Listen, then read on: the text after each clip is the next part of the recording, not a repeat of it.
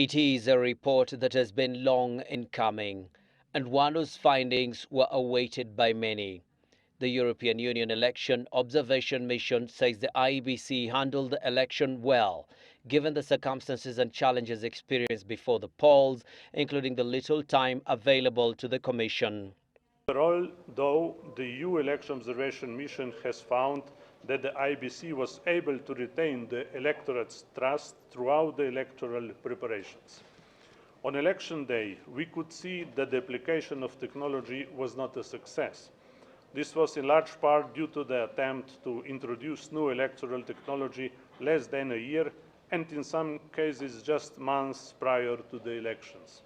The March polls were, however, not without hitches, with discrepancies noted in some areas. EU observers also noted widespread minor discrepancies in tallies and between numbers of votes cast for presidential and other electoral races. However, in those results that we compared, we found that the differences were almost all less than 1%. This small figure in the observed discrepancies tends to imply that they were caused by tallying errors rather than fraud. In our own analysis, we were not able to find large discrepancies between the number of votes cast between different elections. But challenged to give their verdict on whether the polls were indeed free and fair. And my answer to your question is yes and no. And it is not by accident that election observers don't use these expressions. It is very hard to define what is free and fair. We think it is overall successful, but there are many issues that should be addressed.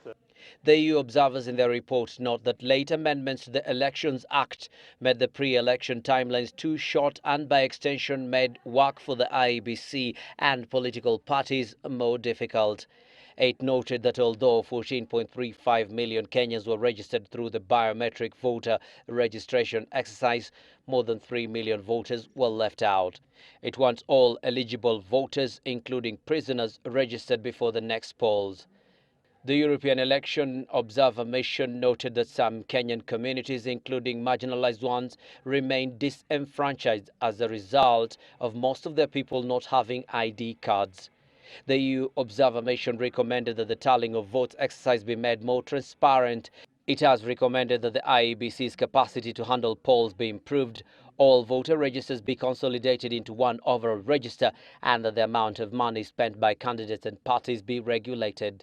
The mission says it has already presented to and discussed its findings on the polls with President Uhuru Kenyatta, Foreign Affairs Cabinet Secretary Amina Mohamed, CORD leader Raila Odinga, and IEBC Chair Ahmed Isaac. Abdi Osman, Citizen Live at 9.